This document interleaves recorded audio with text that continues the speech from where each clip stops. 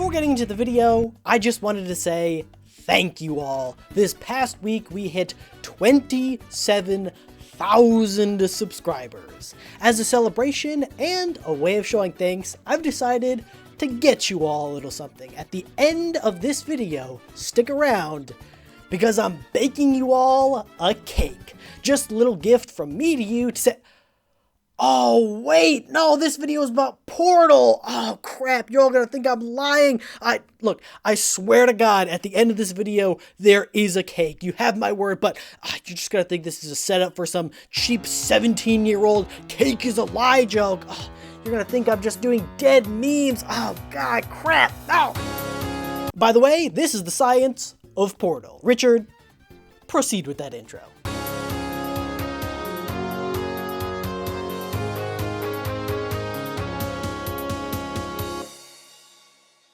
This video was voted on by all my patrons. If you want to support the channel more directly and get access to all sorts of perks like early access and exclusive live streams, check the link in the description down below. Here's a 1-second sneak peek of what you're missing out on if you're still on the fence. Mom, I have some bad news. Your husband is dead. I killed him. Today, we're talking about the game Portal. For those of you who haven't played these games yet, first of all, go play them. They're maybe my favorite games, full stop. The main gimmicks of these games is, well, portals. I mean, it's literally in the name. You got a gun that can shoot a blue portal onto one wall and orange onto another, and those 2 points are instantly connected in space. Walk through one portal and you'll pop out the other. Pretty simple. It's also established in these games that portals maintain an object's momentum. So if you throw an object really fast through one portal, it will continue to go really fast out the other end, though potentially in a different direction depending on how you oriented the portals. Now, the science of portals is a pretty deep topic. There's a lot to potentially talk about here. So to prevent this video from turning into an hour-long meandering lecture on relativity and wormhole physics, I had everyone on my patron-exclusive Discord server, which you can get access to by supporting at any tier, to give me their biggest burning questions and strange portal paradoxes. I have 4 problems that I'm going to be looking into today, starting with a classic. We know that if you throw a moving object through a portal, it will maintain its speed. But what would happen if you moved a portal really quickly through a stationary object? Would it simply plop out the other side, maintaining its initial speed of 0? Or would it go shooting off at the speed of the moving portal? Unfortunately, in the game, you're not allowed to place a portal on a moving surface. Probably so they didn't have to deal with problems just like this. But luckily, we don't need those pesky game designers to answer this question. Not when we have physics. Now, at first, you might be inclined to say that option A is correct. If the portal maintains the speed of the object passing through them, then we could set up a very simple equation like this. Speed in equals speed out. If the speed of the block going in is 0, then the speed of the block going out is also 0. This would be absolutely correct if the speed of the initial block were actually 0. But it's not. Now hang on, I hear you say. We've established that the block isn't moving, and as we all know, speed is defined as a change in position over time. Am I really trying to suggest that a block that is not moving is actually moving? Pfft, no, of course I'm not suggesting that. Albert Einstein is suggesting it. Let me explain. Way back in 1687, Sir Isaac Newton published a book called Principia Mathematica, where he outlined his laws of motion that described how all objects move. And those laws lay unchallenged for a cool 218 years, until 1905, when one Albert Einstein discovered that, well, Newton wasn't wrong per se, he just didn't have the full picture. Einstein proposed his theory of relativity, which hinges on the idea that we can only ever measure things relative to something else. We know that a car is traveling 60 miles an hour because we can compare it to the road, street signs, and trees that aren't moving.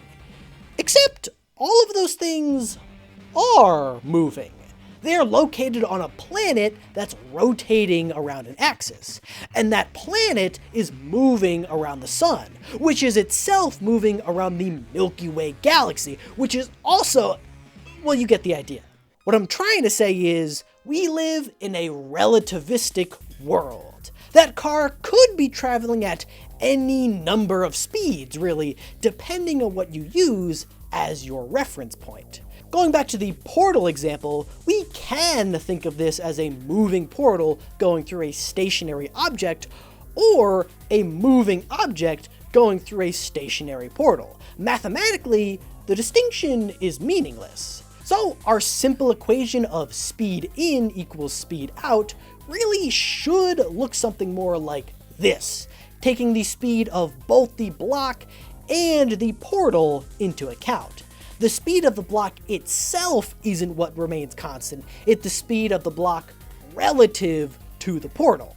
So, if the block has an initial speed of 0, and the portal has an initial speed of 10 miles per hour, and we know that the second portal has a speed of 0, then we can find that the block will need to have a speed of 10 miles per hour for the momentum to be preserved. And, in fact, we can get even more complicated here. Say you had two portals that were both moving and you threw a block into one of them with its own initial speed, then all you gotta do is plug everything in, make sure you keep track of your signs, and we can solve for the final speed of that block. As it turns out, this supposed portal paradox is actually pretty simple. So let's make things a little more complicated, shall we? Say you have two portals facing each other, exactly 1 meter apart.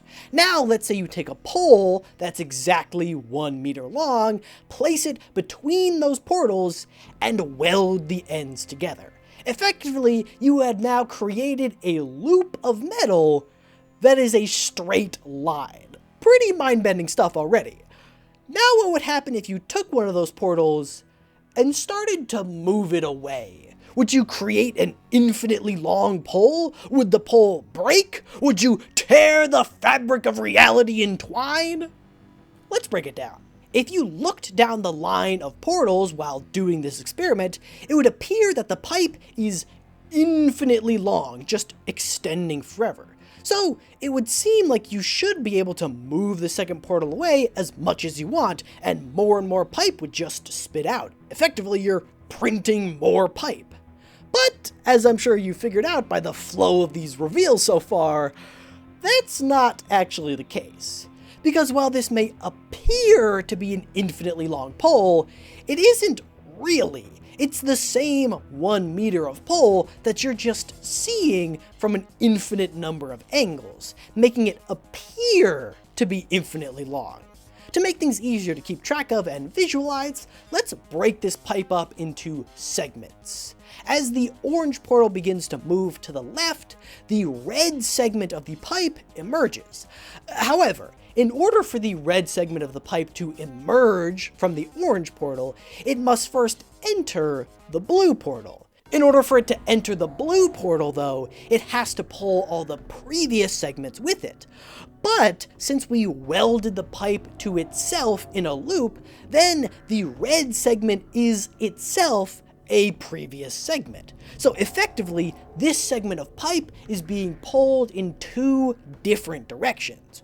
Remember, there's only 1 meter of pipe, and now it's being stretched between 2 points that are greater than 1 meter apart. Effectively, you have an identical setup to a tensile strength testing machine, which is used by material scientists to test the strength of different materials. Normally, you take a rod and clamp each end into one of these brackets, which proceeds to pull harder and harder until the pipe snaps. This portal setup would accomplish the same thing, exerting a tensile load on the pipe until it snaps in the plane of the portal, where it's being pulled apart. But speaking of the plane of a portal, that leads us into an interesting question posed by Aspa102 on my Discord. How sharp would the edge of a portal be? In the games, each portal has a glowing aura around it, so I imagine they'd be pretty hot. But ignoring that, if you place a portal on one wall and it instantly transports you to another, would that mean that you have effectively created an infinitely thin edge around them? In reality, it's impossible to say whether or not portals themselves would have some sort of thickness to them. In all actuality, a wormhole like this would be spherical and not have an edge to begin with. But in the games, we can confirm that the portals are completely two-dimensional. If you line yourself up just right between the two, you can see the line completely disappear. So if the portals are infinitely thin, what would happen if you stuck your hand through and moved it? Would it completely sever your hand the moment you touched it? Or would a plane that's infinitely thin be too narrow to actually do any damage, simply sliding between the gaps in the atoms of your body? It may seem like an infinitely thin plane should be infinitely sharp, and therefore capable of cutting anything. But in reality, you're absolutely right. This thing would cleave your hand right off. See, I'm not always so predictable. Why? Well, normally when you want to cut something, you'd use a wedge. The way we quantify the cutting power of a wedge is by using something called mechanical advantage. This is basically how much extra power you're getting out of a blade or wedge. If you multiply the force you're exerting on the blade by the mechanical advantage of said blade, then you can find the force exerted on the thing you're trying to cut. Mechanical advantage is pretty easy to calculate. You just multiply the length of the blade you're using by the thickness at any point you choose. As the thickness of the blade gets narrower and narrower, the mechanical advantage gets larger and larger, approaching a value of infinity. So, if you had a plane that was truly infinitely thin, or even close to it, it could cut literally anything with no force required. And it doesn't matter that the plane is thinner than the quarks in your subatomic particles, you've completely separated your hand from the rest of your body in space, and it took zero force to do it. Well, with that absolutely horrifying knowledge in your head, let's move on to something a little less dread-inducing. The cold, empty vacuum of space. Also, spoiler alert for the ending of Portal 2, if you haven't played it yet and don't want to be ruined, then you can go ahead and take off now. But this final question comes from Captain Kirby, and it has to do with how portals interact with gravity. At the end of Portal 2, you shoot a portal all the way up onto the moon, and everything in the lab is sucked in.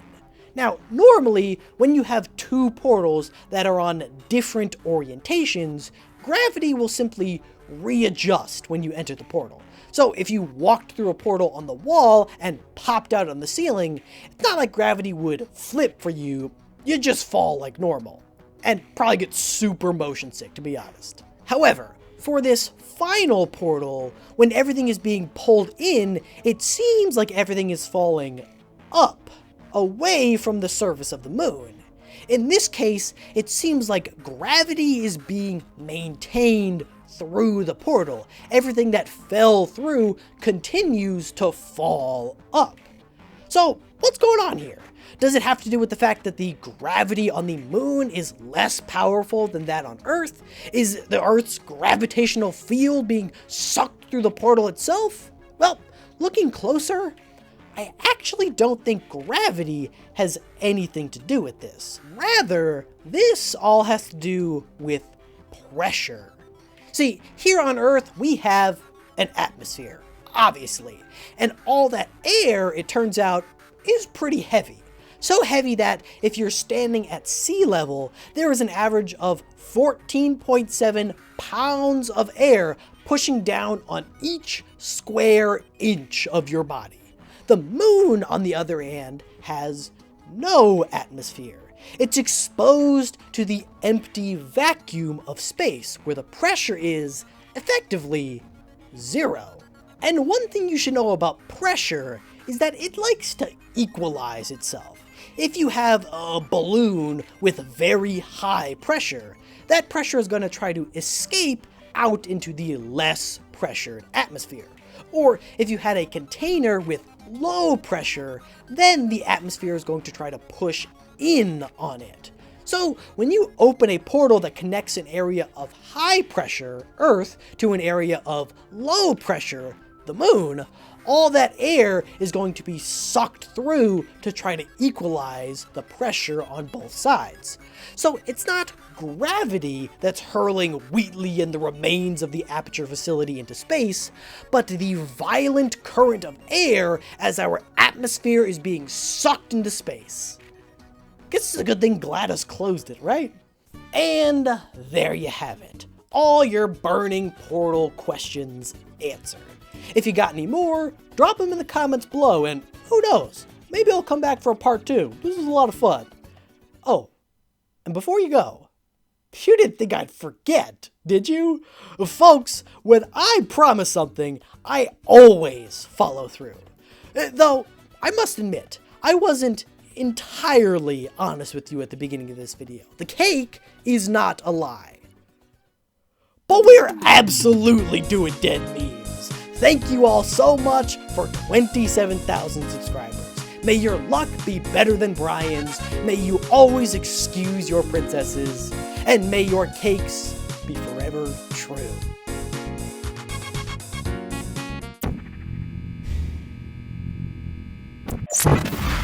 Oh, and I think that's my cue.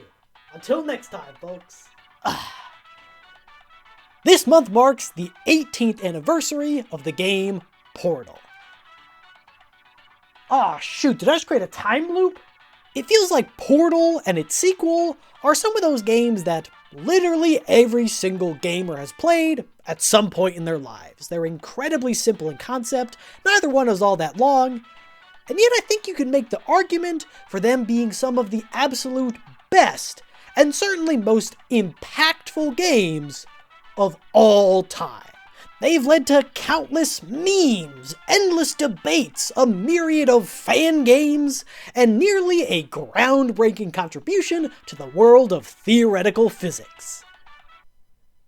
Wait, what?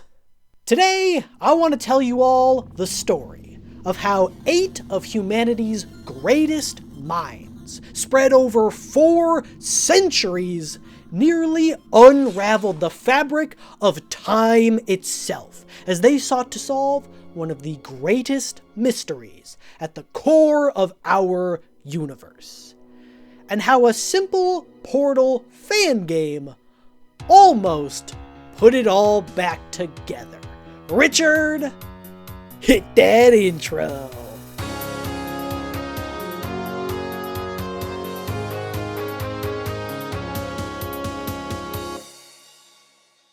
Before we get into it, you may have noticed that this video is a little bit longer than what I usually make.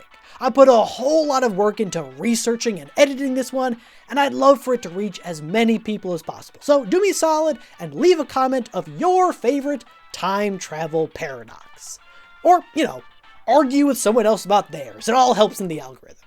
Alright, now grab some popcorn and get comfy, because our story today begins not 18 years ago at the release of Portal, but 300 years ago when Sir Isaac Newton invented calculus. I promise this will come back around to Portal eventually. As the story goes, Newton was innocently sitting under a tree when an apple struck him on the head and he suddenly thought, wait a second, gravity! Of course, the real story is a bit more complicated than that. It turns out that Newton was a pretty smart chap. He was a mathematician, an astronomer, and a physicist, the latter of which perhaps being the most impressive, considering the fact that modern-day physics did not exist yet. So, he invented it. Newton literally wrote the book on physics when he published Principia Mathematica, in which he established 3 of the most important concepts in physics: inertia, reaction, and force. You probably know these better as Newton's 3 laws of motion. An object at rest stays at rest unless acted upon by an outside force. For every action, there is an equal but opposite reaction, and any force is equal to a mass times an acceleration. And he didn't do all this just to give you another thing to memorize in school. It was all in service of his second title. See, Newton was fascinated by a very simple question. Why does the moon orbit around the Earth and the planets around the sun? Astronomers had known for 100 years at this point that the celestial bodies of our solar system all orbit around larger objects. But nobody could explain why.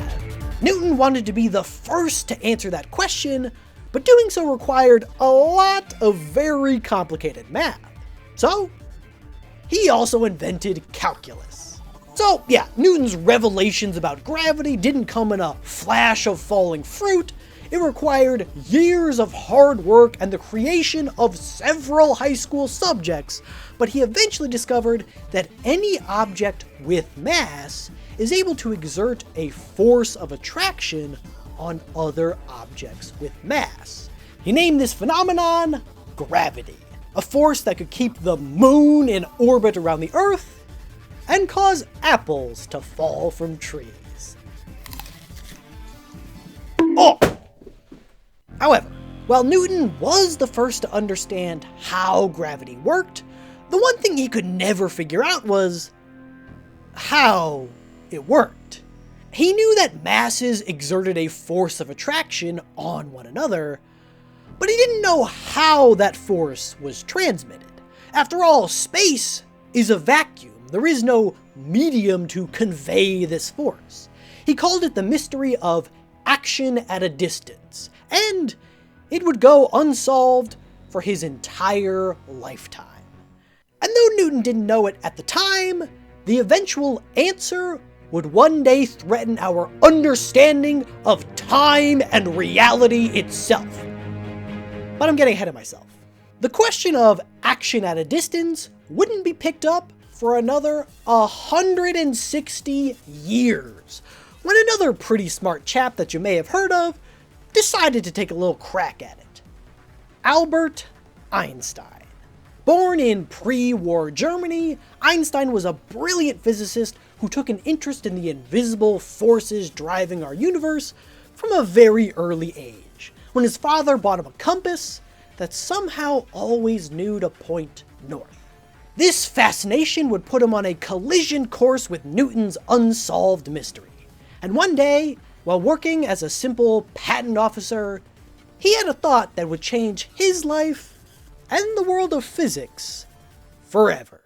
Remember, Newton had discovered that any force, including the mysterious force of gravity, is equal to an object's mass times its acceleration, or its change in speed over time. Here on Earth, the acceleration due to gravity is always a constant 9.8 meters per second squared. That's why objects with more mass weigh more. If the acceleration is always constant, then the force of gravity is always proportional to mass. And that simple fact made Einstein wonder.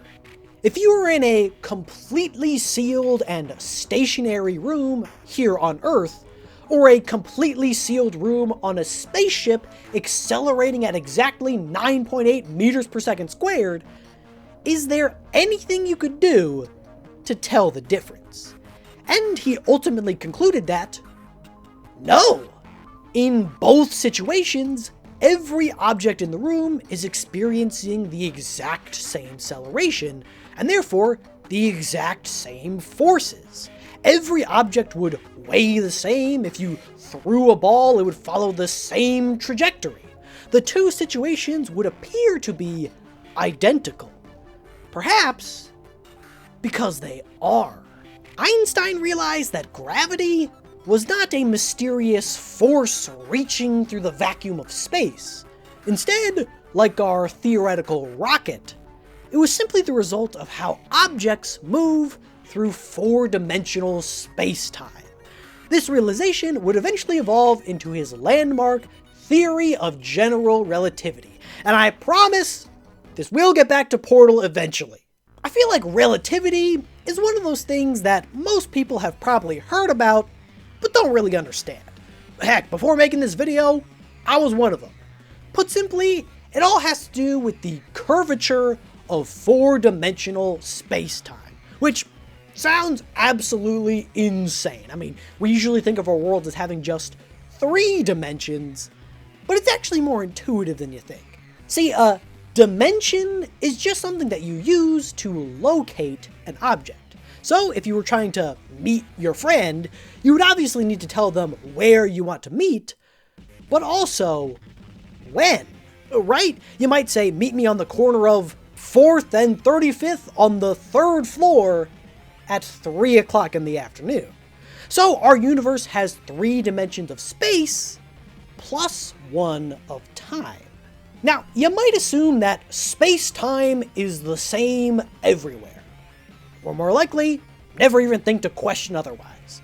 But Einstein figured out that any object with mass is able to bend this 4-dimensional fabric, and it's through this bending that they're able to influence other masses at a distance. To quantify this phenomenon, Einstein created his field equations. Now, it may look super complicated, and it's actually way worse than you can't even imagine how much worse it is than it looks. But essentially, the left side tells matter and energy how to curve space-time, and the right side tells matter and energy how to move through curved space-time. Not only can this equation predict the orbits of planets just as accurately as Newton, in some cases it's even more accurate and could answer all sorts of questions that Newton couldn't have even known to ask. That being said, a lot of Einstein's work on relativity does lead to some strange, seemingly impossible conclusions about our universe. Particles so dense that not even light can escape their gravitational fields, driving the movement of galaxies. The fact that an object's speed can affect its perception of time. And perhaps most alarming of all, opening up the possibility of time travel.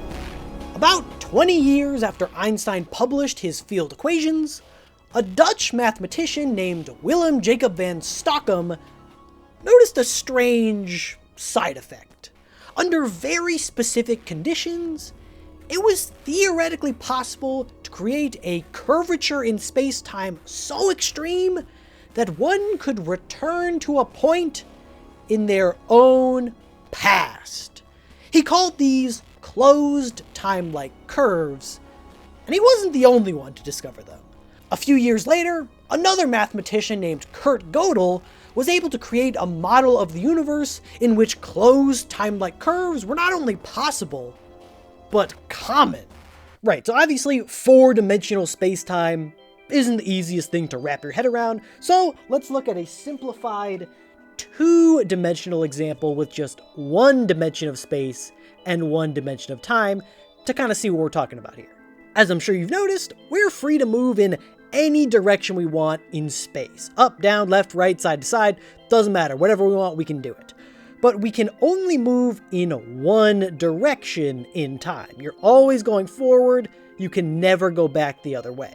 So, say we start here in space-time. We are free to move wherever we want in space, but we always have to move in this direction in time. We can never go back the other way, which means that no matter how we move, however crazily we move, we can never get back to where we started, because we can never come back around this way. But remember, according to Einstein, space-time is not just a flat, constant thing. We can actually curve it and bend it however we want.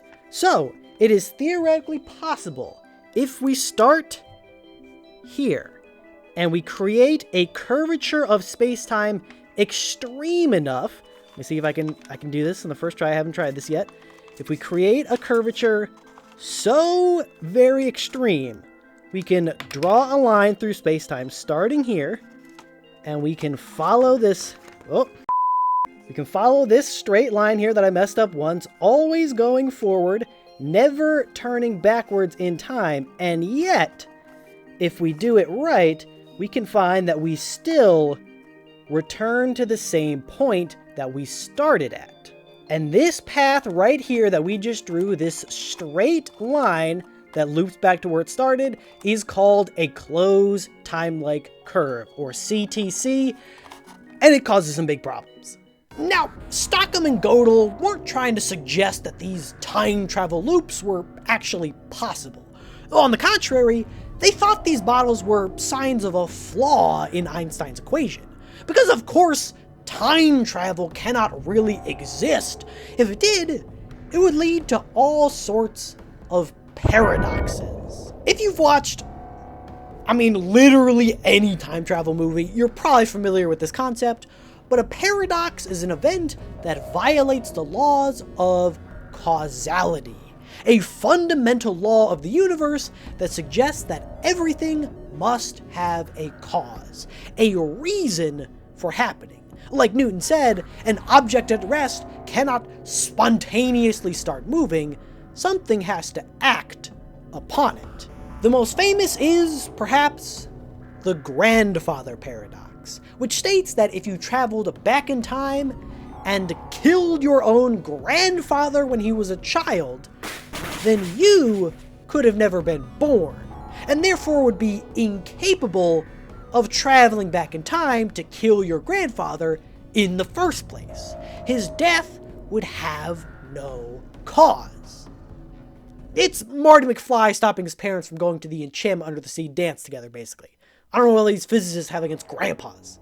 Now, these paradoxes create quite a problem for physicists. If, like Gödel found, time travel to the past is not only possible, but theoretically quite common, then there'd be nothing stopping people from popping throughout time, committing mass parricide, and unraveling the logic of existence itself. So clearly, there must be more to this mystery that Einstein missed. And so, Newton's big question of action at a distance was replaced by another. Why hasn't time exploded yet? It seems like a pretty simple question to solve, considering the fact that, well, we know time is fine. And yet, the more physicists work to disprove closed time-like curves, the more real they seem to become. In 1974, American mathematician Frank Tipler expanded on Stockham's work and found that it was possible to use an infinitely long cylinder rotating at the speed of light to drag the fabric of space-time and tear open holes in time itself, making him the first to propose a physical method for creating closed time-like loops, and not the last. In 1988, American theoretical physicist Kip Thorne enters our story, and for a very strange reason. He was doing some consulting work for sci-fi novelist Carl Sagan, who wanted to include a plausible method for time travel in his next book. And Thorne clearly understood the assignment, creating a method so plausible that he thought, well, hang on, wait a second, did I just actually create time travel? Thorne had done a lot of work in the past on wormholes, a similar phenomenon to closed time-like curves that connect two distant points in space instead of time. So going back to our paper example, let's pretend that this is like two-dimensional space, and if you could fold it in such a way and punch through, then you could theoretically create a bridge connecting two very distant points in space that you could travel between in an instant. Kind kind of like what we see in Portal, which I promise we are getting to. Remember earlier when I briefly mentioned that your speed affects your perception of time? Well, it sounds insane, but essentially Einstein figured out that every object and particle in existence is moving at the speed of light through space-time. Now, people like us who aren't moving all that fast through space experience time at a constant rate. But as your speed increases, approaching the speed of light, your experience of time must decrease to maintain the balance, to the point where photons of light do not experience time at all. Absolutely insane, and a subject for another day. Anyway, Thorne realized that if you created a wormhole and accelerated one end to near the speed of light, that end would remain fixed in time, while the other one continued on into the future as normal, resulting in a bridge through both space and time. Now, this idea kind of freaked Thorne out because he couldn't think of a plausible reason why it wouldn't work. And so, in one of the first instances of American and Soviet collaboration post-Cold War, Thorne turned to Russian astrophysicist Igor Novikov and basically said, "Hey man, I found this absolutely insane thing. Please help me prove myself wrong." See, Novikov was an expert in something called the Cauchy problem, a question of whether or not the universe can evolve consistently from the same initial conditions. Basically the physics version of predestination, only with a lot more math and a lot less deeper meaning of why, no, you don't understand, I was meant to eat this chocolate bar right now. Together, he and Thorne proposed the Novikov self-consistency principle, which suggested that even if time travel to the past is possible, the probability of a paradoxical event occurring must be zero. Essentially, the universe must be able to protect itself from inconsistencies. How? Well, they didn't know. But according to this principle, if you tried to go back in time to kill your grandfather, something would prevent you from doing so every time. You'll always miss your bus or get caught in traffic or go to the wrong address. Which seems suspiciously like magic or the plot of a really cool anime, but hey, what do I know? And to be clear, there is like a crap ton of math behind it. They didn't just write, hey, but what if you couldn't do that with the shrug emoji? Though it kind of seems like they just replaced one existential question with an even bigger existential question. And by the way, both Thorne and Novikov are very much still alive today. It's crazy to think that Newton's little mystery of how the Earth exerts a force on an apple has evolved in ways that he couldn't possibly imagine, and its ramifications are still being debated today. Because even now, all this time later, nobody has been able to prove that backwards time travel is impossible. In fact, the more people work on it, the more achievable it seems to become, which is a little terrifying. Of course, not all physicists share the same existential dread about closed time-like curves. Stephen Hawking, famous astrophysicist and pioneer in the world of quantum mechanics, famously found the whole debate quite silly.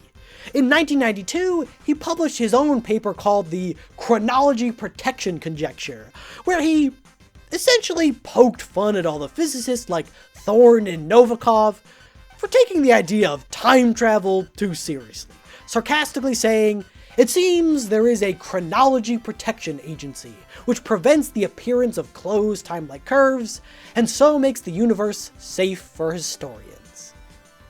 And somewhere an exec at Marvel was like, write that down, write that down!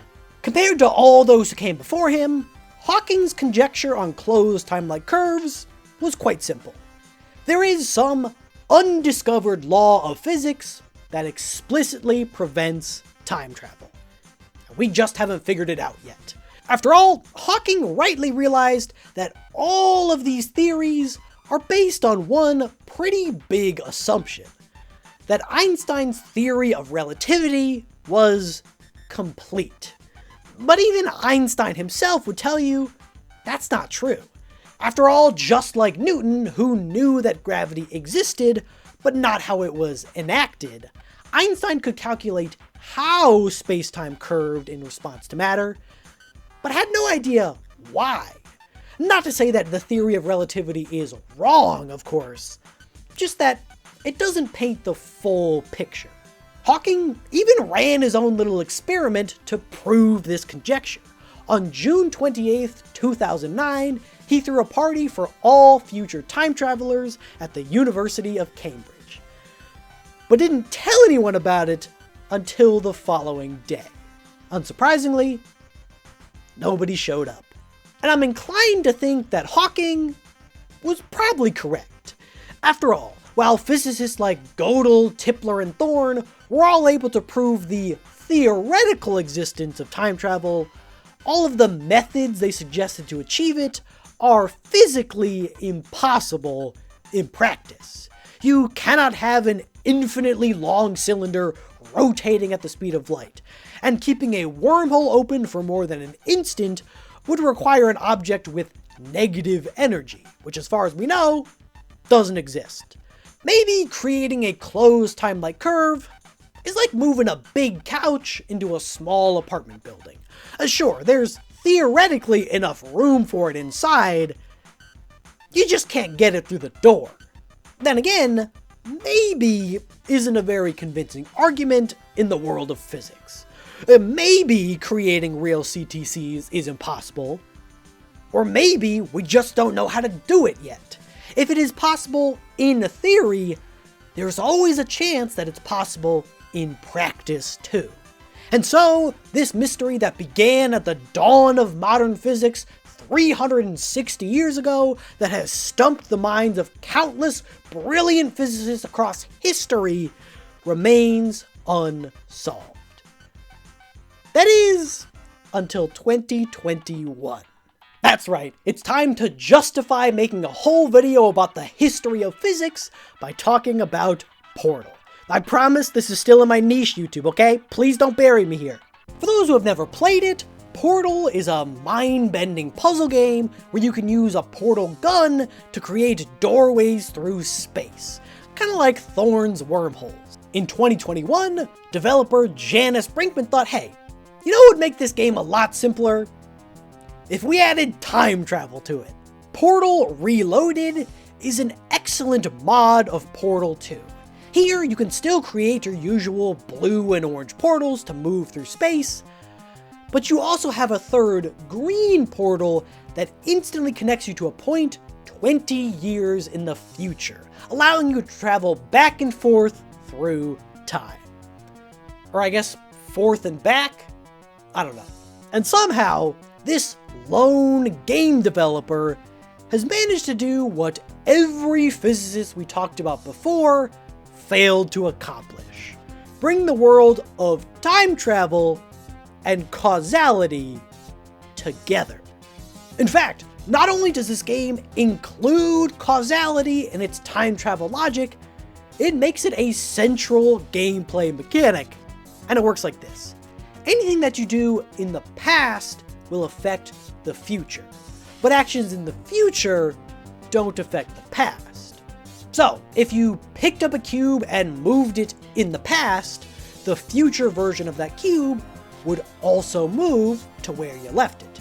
However, if you move the future version of that cube, it does not affect the past. So if we move it here, we can see it's moving there. But if we go to the future, moving something in the future doesn't change the past, right? Which makes sense. Now, things get a little more complicated when you start bringing objects through the time portals. But remember, everything must obey the basic laws of causality. So let's say that you took a cube from the future and brought it through the time portal to the past. You would now have two versions of the same cube existing together in the same time, with one being 20 years older than the other. Now this is very strange, yes, but it does not violate the laws of causality. That past version of the cube will continue to exist for the next 20 years, so that you can come in and grab it and bring it to the past. However, the moment you move that past version of the cube, you have changed its future, and it will no longer be in that original spot for you to come and grab it and bring it to the past. So what happens? Does time unravel? Have you created a cube with no possible origin? No. The future version of that cube pulls a Marty McFly and simply vanishes and reappears in the same spot that you left the present cube 20 years in the future. But what about the other way around? What if you tried to bring the past cube through the portal to the future?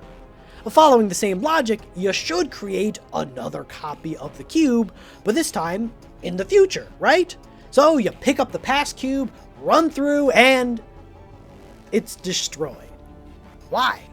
Well, it's because it's following the laws of causality. Remember, if you remove a cube from the future, it has no effect on the past. But if you remove a cube from the past, then it can no longer exist in the future. Now, admittedly, the game does take one liberty here. Technically speaking, it should be the future cube that's destroyed, not the past one. If you leave a cube in one place and follow it through time, it will be in that exact same place 20 years in the future. However, if you remove the past cube from time, then it will no longer exist to age into the 20-year-old version of itself. Therefore, the future cube will have no cause to exist and should be destroyed. But the causality of the past cube hasn't been changed. You simply picked it up and carried it to another point in space-time. And we see the game obey this logic in all other instances. After all, you also start in the past, and you're not annihilated the moment you walk through a portal. So yes, you could call this a mistake, but from a gameplay standpoint, it's a lot easier for players to see and understand the consequences of their actions if the cube in their hand is destroyed, as opposed to one laying on the other side of the room, so I'll let it slide. Great, so the causality of a cube remains intact. But I mean, it's not like those cubes are going around trying to murder their grandparents, right? What about us, the humans? Surely our reckless meddling can create some sort of paradox, right? I mean, we were able to create two versions of a cube in the same timeline. And anytime you interact with a time-traveling version of yourself, it's basically guaranteed to create a paradox. Forget your grandfather. What's to stop you from going back through the portal, finding a past version of yourself, punching them in the face, and tossing their portal gun into a vat of acid? Well, aside from the fact that that's an absolutely insane thing to think to do, it's actually not possible. And not because of some vague Novikov probability. It's impossible because the past version of you already left. Let's look closer at the scenario in the game and track your actions through time. If you start in the past, open a time portal, and go to the future, you might expect to find an older version of yourself walking around that can hook you up with a sports almanac and make you rich. But you won't. Just like the cube, if you left the past, then you're no longer there to be able to age into that older version of yourself. So you can't gain any forbidden knowledge, the future you can't try to murder you and erase both of you from existence. There's no paradoxes here. And then if you go back through the portal to your original time, you won't meet another younger version of yourself because, well, you are the younger version of yourself, and you won't be there because you're here. In a sense, this game employs a version of Novikov's self-consistency principle, But it's not some magical will of the universe possessing the bus driver to drop you off at the wrong stop and spare your grandfather your bloodlust. The mechanics of time travel simply render those interactions impossible. And the way it does this is actually quite simple. The time portal gun only allows time travel to the future, not the past. Now I know this sounds like a big cop-out. After all, according to Stockham and Gödel, backwards time travel should be possible. If you can bend space-time in just the right way, you can create a loop from your point in time to any point in the past. And that's true. But then again, from a certain point of view, these time portals do connect to a point in the past. You're just not at the starting point. Maybe there's one last component required to create a closed time-like curve. Time. Every physicist we've talked about has assumed that it's possible to effectively, instantly bend space-time enough to create a portal in our present to our own past. What if that process isn't instant? Maybe when you first open that time portal, it creates a pocket of mass or energy that slowly grows over the next 20 years, slowly warping space-time until it connects back to you. In essence, you're not traveling to the future, you're bringing the future to you. With this one little caveat, we can create a world where Gödel, Novikov, and Hawking are all right. You can create a method of time travel that, by its very mechanics, prevents any causal violations, still allows for the existence of closed time-like curves, and explains why nobody showed up to Hawking's party. You forgot to unlock the door, man. So, did he do it? Like Kip Thorne before him? Did Janice Brinkman create a method of time travel so plausible that it moved into the realms of possible? Well, no. While this game is incredibly thorough in its logic and consistency, there is one method of time travel that it doesn't explore, and well, it's the one we're doing right now. Waiting. All this time, we've been assuming that you opened a time portal and immediately walked right through it. And if you do that, yes, it's impossible to interact with any future or past versions of yourself. But what happens if you open a time portal, pop a squat, and wait 20 years so you can walk back through the other side? If you do come back, you would find a past version of yourself sitting there waiting. It's essentially the exact same thing that happened with the cube. And if you do that, then there's nothing stopping you from letting your intrusive thoughts win and acquainting the past version of yourself with that pit of acid over there. And if you do that, then you could no longer sit through time to eventually come back and throw yourself in said acid. You've created a paradox and didn't need to harm anyone's grandpa to do it. Man, I am really trying to get around YouTube's demonetization filter here, but I feel like it's just getting worse and worse. Or heck, even if you're not a crazy person, what if you just sat and waited with your past self? Well, then shouldn't that future version of you have always been sitting there waiting the whole time? And then what if you both went back through the portal when it eventually opened? Then you'd have 3 versions of yourself, each separated by 20 years. And if you did this over and over and over again, you could theoretically create an infinite number of clones of yourself. Or well, probably realistically only like 4 if you're lucky, since each one still ages.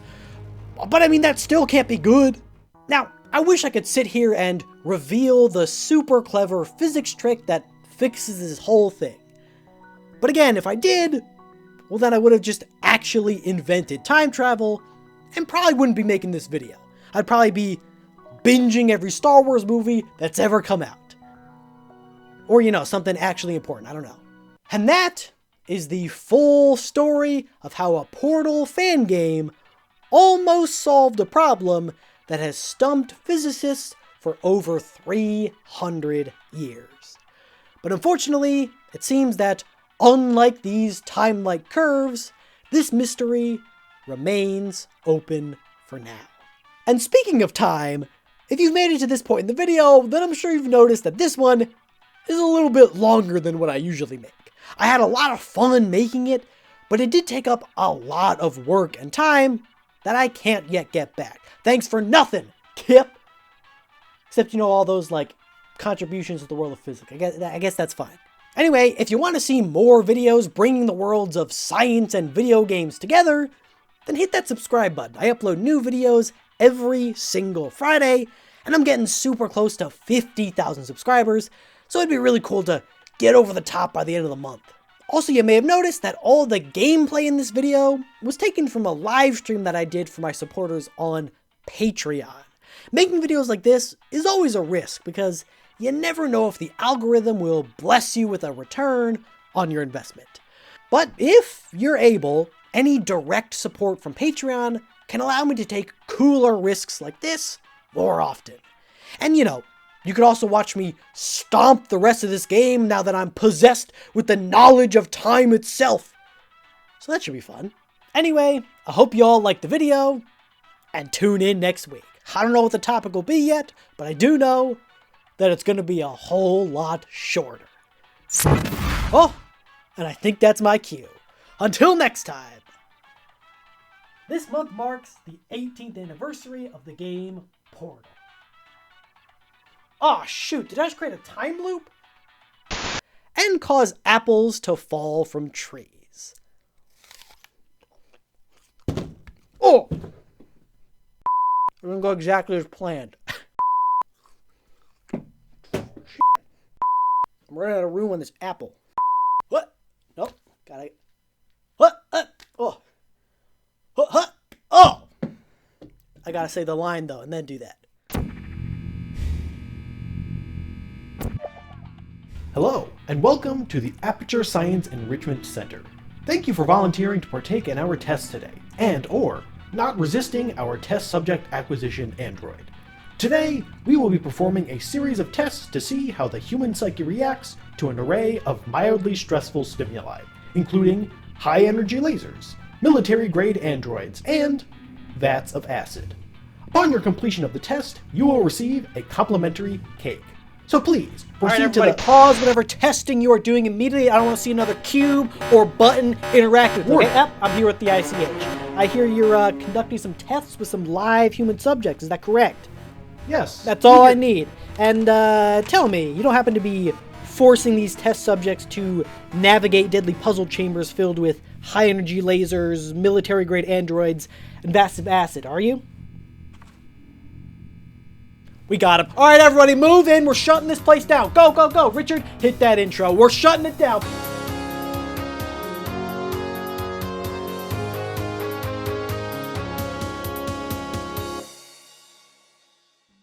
Science. It is the language and means by which we understand this great big universe we live in. It's the driving force behind all our advancements in technology, medicine, infrastructure, and all the luxuries of modern life. It's why all those birds and squirrels are out there scrounging for food in the dirt, while I'm in this heated house chilling, belly full of a burrito that I had delivered by a stranger. Skill issue. Now, if pretty much any movie, video game, or real-world billionaire whose entire understanding of science comes from those aforementioned movies and video games are to be believed, science can either be performed safely or effectively. And the main antagonists of Portal and its sequel, Aperture Science, are no exception. In the immortal words of Aperture's founder, Cave Johnson, "Science isn't about why, it's about why not. Why is so much of our science dangerous? Why not marry safe science if you love it so much? In fact, if you play it safe, you're never gonna learn anything. And if you have to injure, maim, and or traumatize a couple of people to improve the lives of billions more, that's a sacrifice worth making. After all, you can't make an omelet without breaking a few eggs.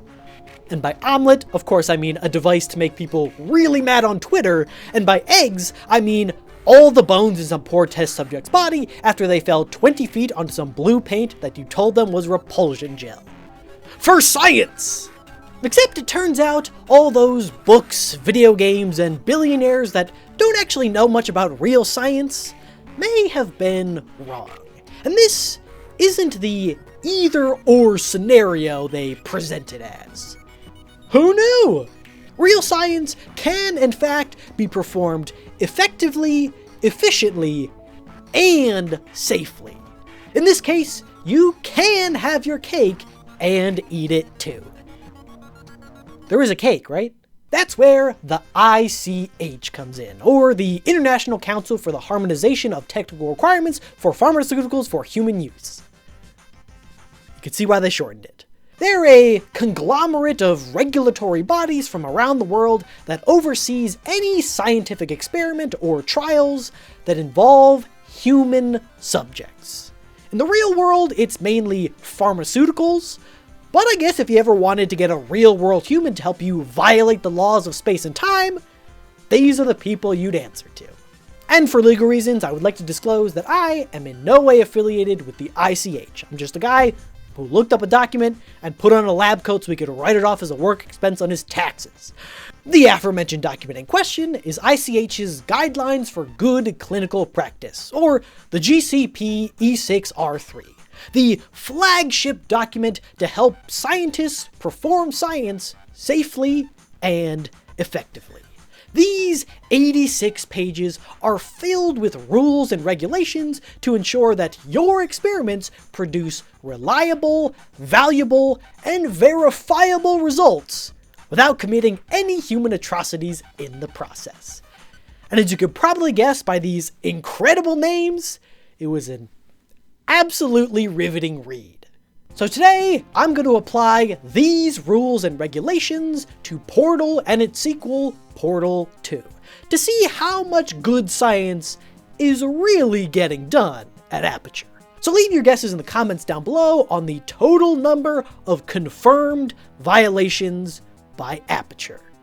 This document contains a total of 46 principles and 38 lengthy annexes that dictate exactly how experiments with human subjects should be conducted.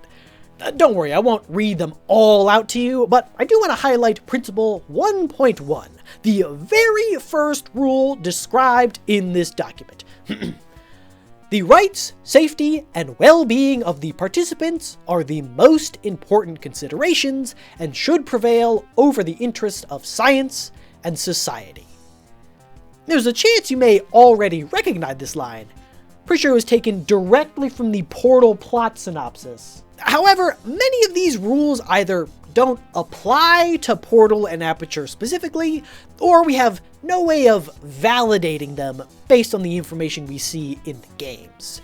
For example, the GCP dictates that every experiment must be verified and monitored by an independent third party, such as the Institutional Research Board or the International Electrotechnical Commission, both from an ethical and technical perspective. And, it certainly seems unlikely, but I guess there's a chance that someone like Black Mesa has done their civic duty and checked all of Aperture's experiments beforehand.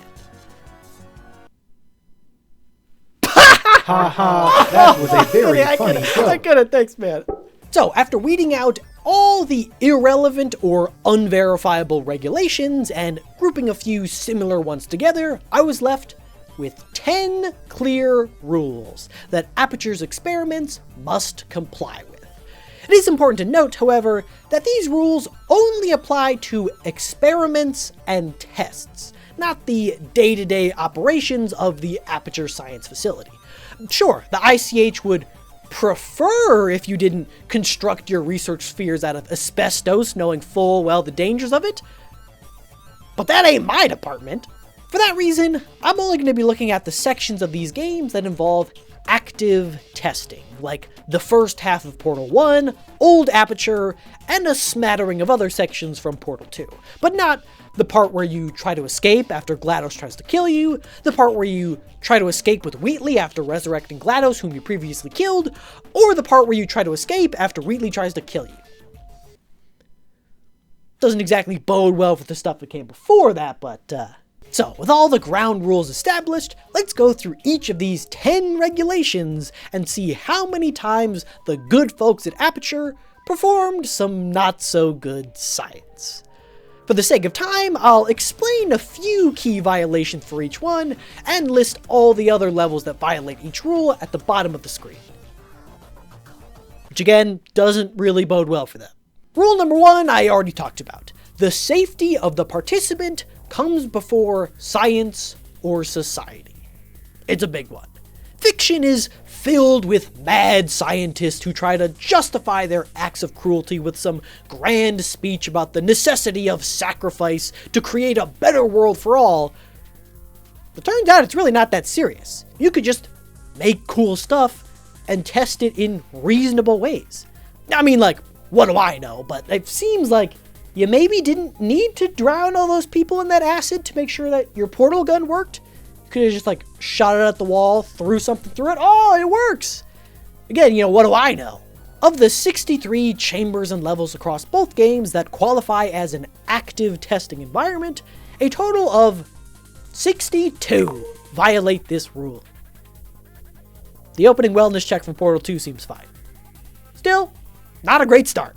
A lot of the rules and principles listed in the GCP have to do with obtaining explicit participant consent prior to starting the experiment.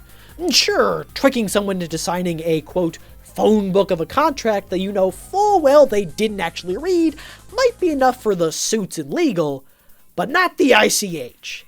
Any participant needs to have a full understanding of the procedures, goals, and risks involved in the trials prior to signing any documents, and that consent may be rescinded at any time for any reason. You also can't use any form of coercion to obtain that consent.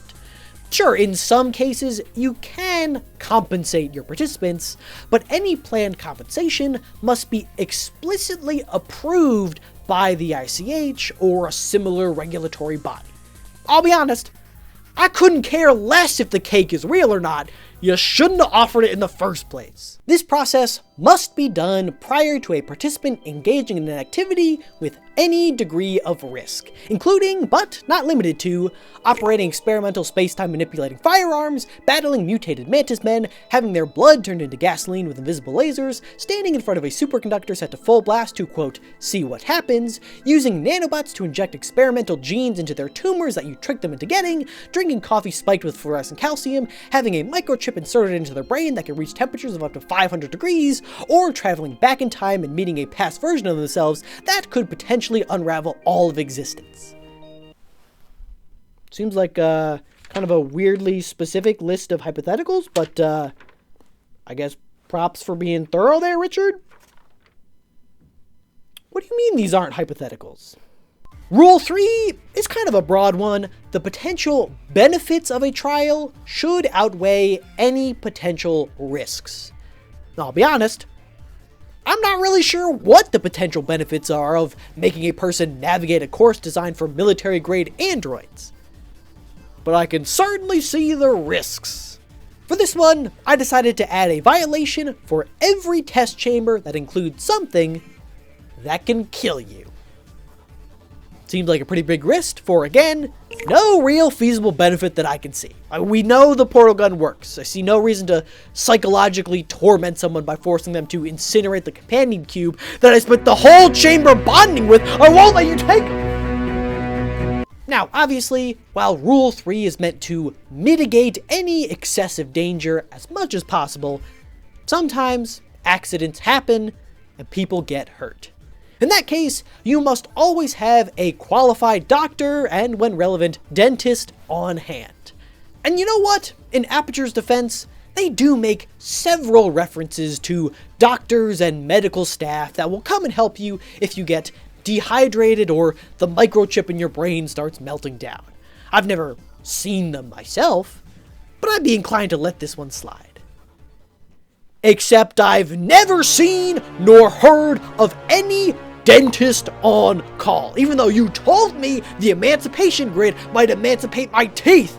You think you can get away with it? The GCP sees all.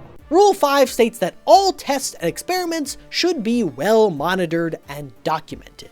This serves two purposes. One, it ensures that you don't miss out on any important data, and future scientists can more easily replicate your test to verify your results.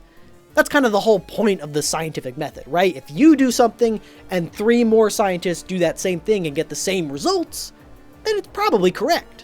It also makes sure that a third party can review your work and make sure you're not committing any pesky crimes against humanities down there, Mr. Johnson, huh? Make sure you're not coercing homeless people into letting you take them apart and put them back together.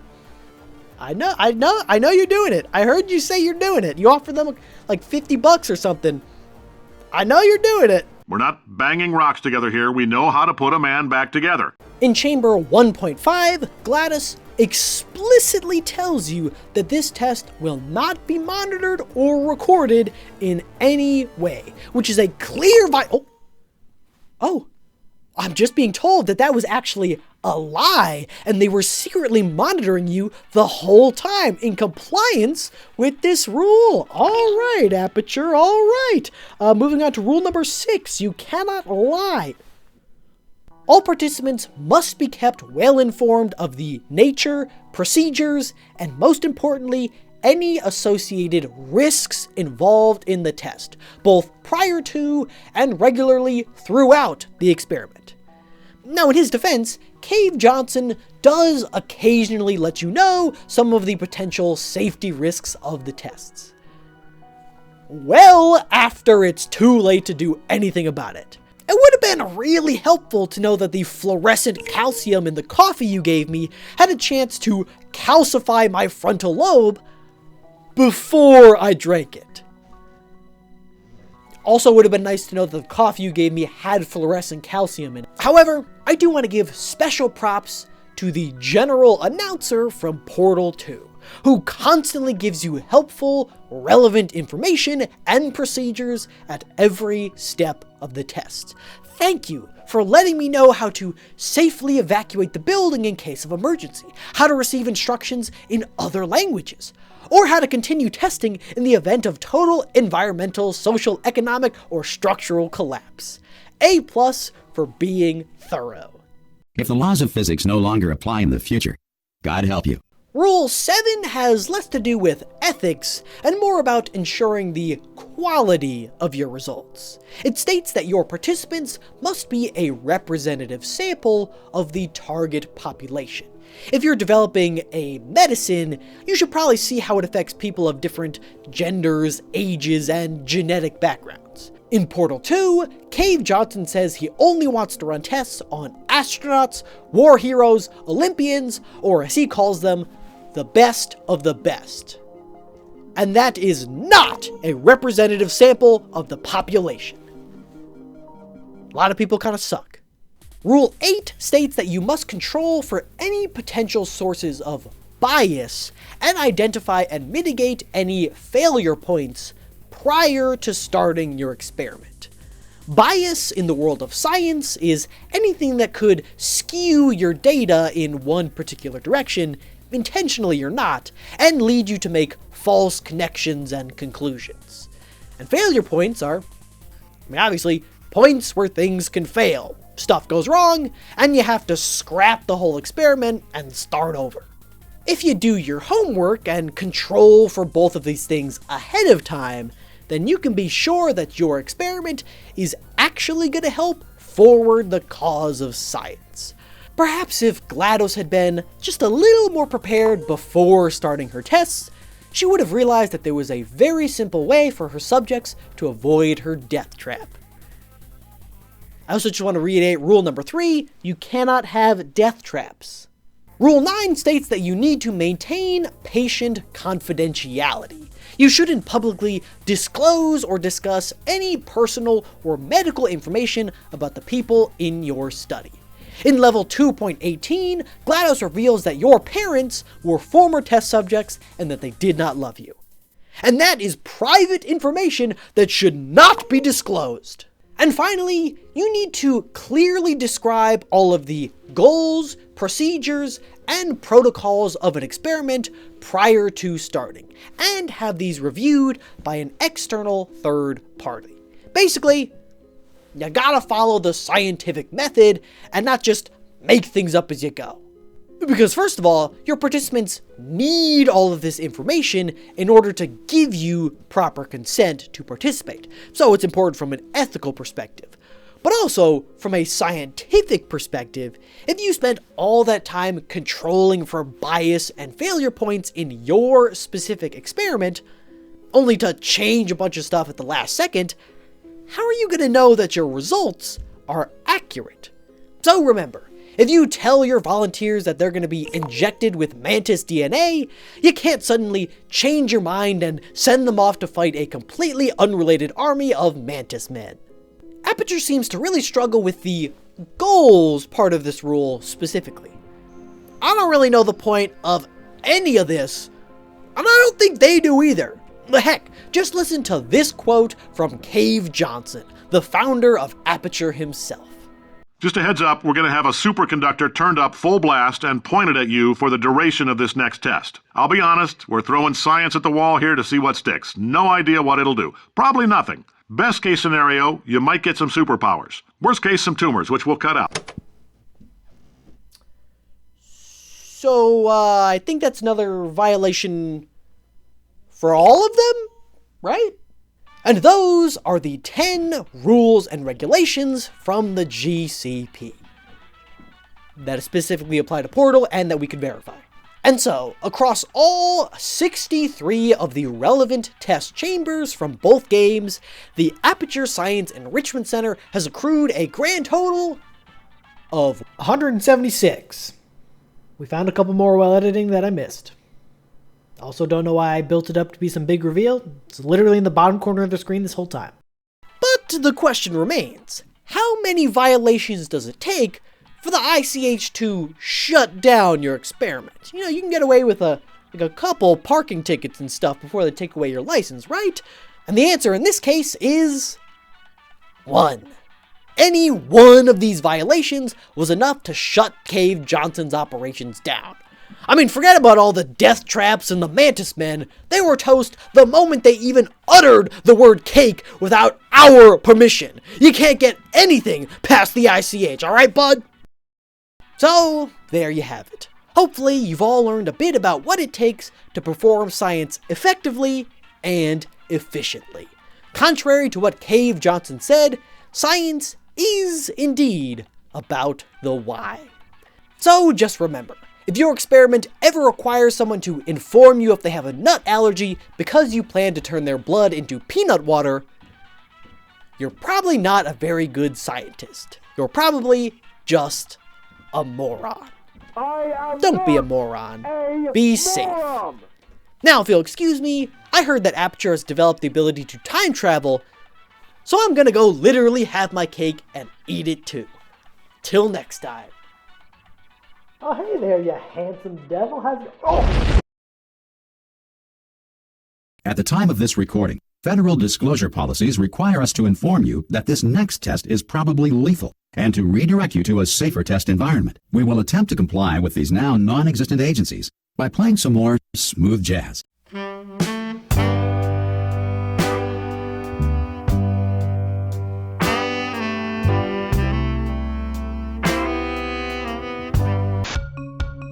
And a massive thank you to all my supporters on Patreon, including Aspa102, Alakazam, Captain Kirby, Sherry and Mark, Sidian, Big Dog Ty for to win, The Boss Killer 94, Stylish, Ty Studio, Alex, and Richard Devotee III.